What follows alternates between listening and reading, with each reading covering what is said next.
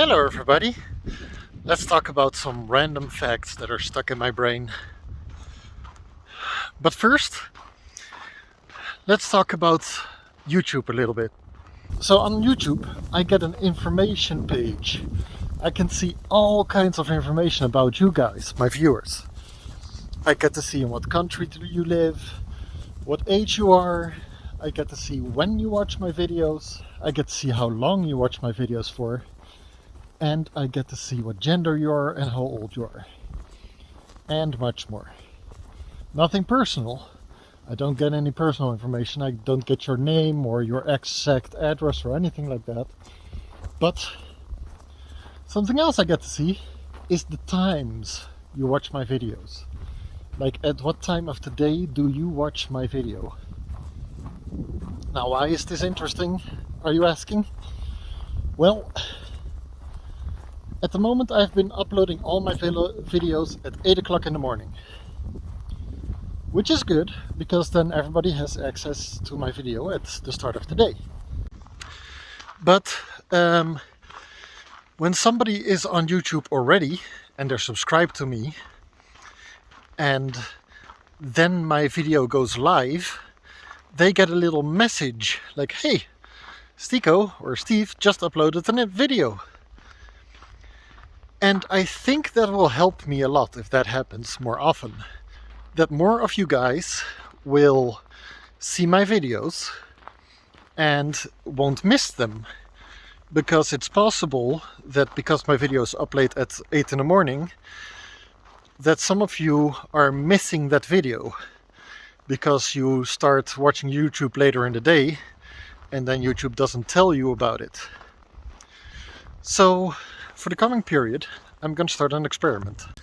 The experiment is going to be that I am going to start uploading my videos during the most popular times that you are actually on YouTube. And this is going to be a timed experiment. I'm just going to keep doing this for a week or two. And then, if the results are good, I'm going to keep doing it. And if the results are bad, then I'll go back to uploading at 8 in the morning.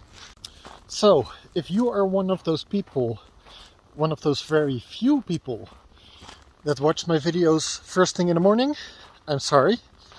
But most people watch later in the day, and that's when I'm going to be uploading my videos from now on. So, if on the day that I usually upload you don't see anything, just wait until the evening and there will be something. Now, if you're wondering what else can I do to make sure that I don't miss any of Steve's videos, when you click this bell, YouTube will actually give you a message when I have uploaded a new video.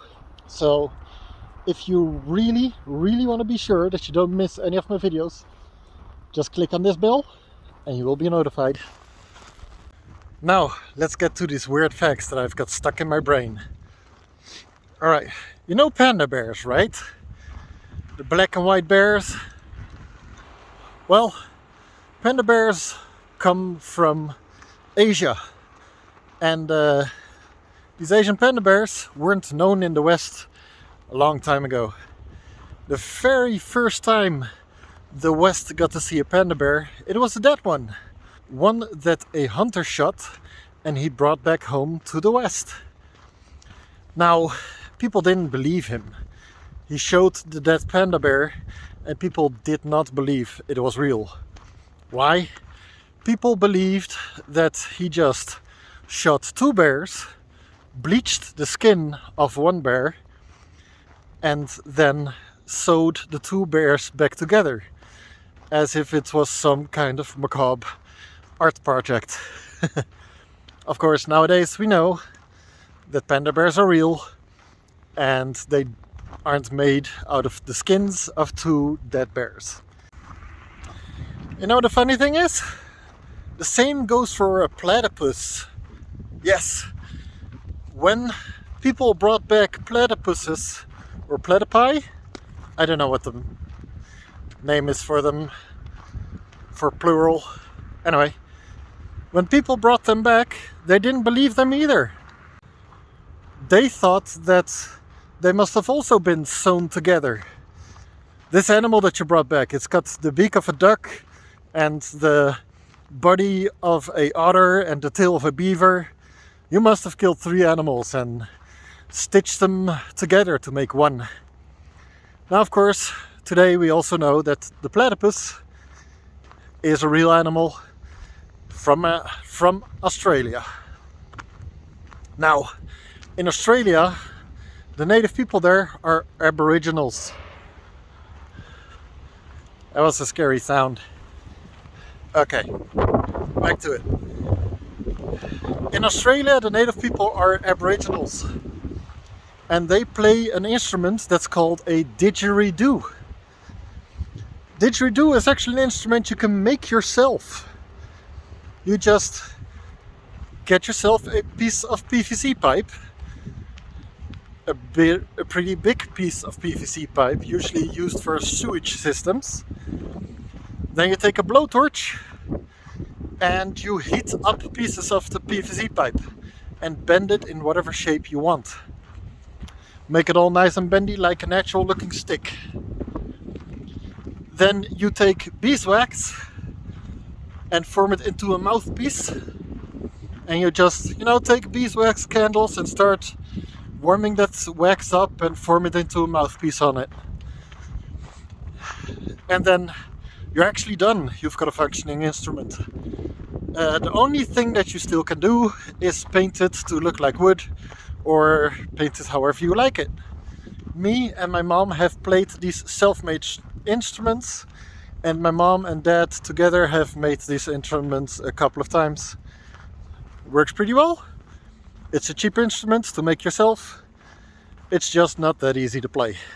But I learned to play one, so you can you.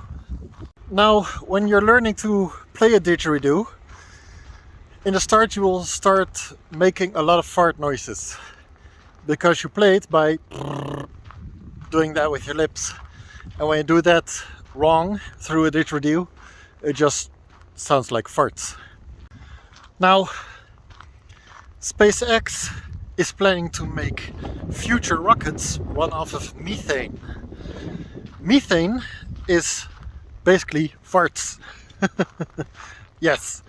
So, if you ever lit a fart on fire, that's because of methane. So, you wouldn't think it, but rockets fly on farts. Basically, a rocket is a machine built to fart so hard it goes into space. Of course, not all rockets run on methane, but it's just a possible rocket propellant. Now, rockets are awesome. I love rockets. Rockets put satellites out there, which is the reason we have GPS. Rockets took people to the moon, and it has taken rovers to Mars. Now, a few years back, we got the Curiosity rover to Mars. This rover was the size of a Mini Cooper. Now, a while ago, after that, they sent Curiosity's twin to Mars, Ingenuity. Ingenuity had a little fun program with NASA where people could log onto a website and submit their name. Why do we ask? Well, Ingenuity has a little golden disc on it, and everybody that wanted it could have their name engraved on it, and your name would then fly to Mars. Now, here's the cool part. I was actually one of those people that succeeded into getting on it. I had my name laser engraved on a golden disc that's now on the Ingenuity rover that now is on Mars. Isn't that awesome? I've got my name, Steve Breukel, on Mars. And since it's engraved in gold, gold is a metal that does not degrade. It doesn't rust, it doesn't oxidize, nothing wrong. Gold is gold, gold is forever. And my name is in it. So if a long time from now people will go to Mars and then find the rover again that's been buried in dust, and they find this little golden disc, they dust it off, put it under a microscope, because they put it in there microscopically small, my name, and they read the text on there. People get to read my name. I think that's pretty cool. I think they got over 1.5 million names on there. 1.5 million names has flown there, and I'm on Mars. I'm on Mars. Now, when you look up into the night sky, it's actually pretty easy to spot Mars. You just look for the red star. It's actually pretty red and easy to find. Yeah, so Mars moves around because it's a planet. It's not like all the other stars where it's always findable in one position. But if you see one star out there that looks particularly red compared to the other ones, it's usually Mars. And it's not that hard to find. I succeed 90% of the nights that I can see stars, I can see Mars. Hey, that rhymed. Now, talking about stars, you know the star sign, the Big Dipper? Everybody knows the Big Dipper, right? Well, did you know not all of the white dots in the Big Dipper are stars? Yeah, that's crazy, right? Not all of them are stars. Actually, this one is a galaxy. It's not a star, it's a galaxy. Yeah, all this time you've been looking at a different galaxy and you didn't know it. Now, the closest galaxy to our Milky Way is the Andromeda galaxy. And you know what? It's actually on a collision course with us. It's getting closer and closer. I don't know the exact number, but I'm gonna say in a few billion years, the Andromeda galaxy is actually gonna collide with us. Now, what do you think will happen? Probably not much, since a galaxy is made out of stars, but there's so much room between all those stars that the two galaxies will probably just pass through each other. They will disturb each other a lot while doing it, but it's probably going to be fine. Now, if you look up at the night sky right now and you see the moon, the Andromeda galaxy is actually just as big as the moon in the night sky. Now you might be wondering, then why can't I see it? Well, that's because it's so far away that there's a lot of cosmic dust between us and the Andromeda galaxy in that particular direction. So that's why you can't see it. Now, while we're talking about space, I want to congratulate China on finally completing their space station. That's pretty awesome. We've got a second space station in space now. And they just put on their first astronaut exchange on the space station. That's really cool. So congratulations China for that accomplishment. Now we're back in Asia with the facts, where we started. We started with this Asian panda bears and now Asian astronauts. We completed the circle. Now I'm just human and I'm not actually, a computer. So I challenge all you guys to find one of the facts that I've used today and tell me when I'm wrong. Google my facts and comment down below if you found one that I was wrong about. I would love to see the actual facts, but I think I got most of this right.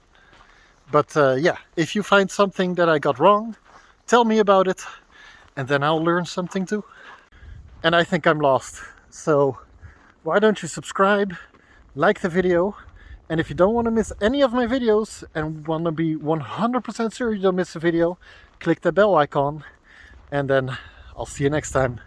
Bye. YouTube says you might enjoy this video. Go ahead and give it a try.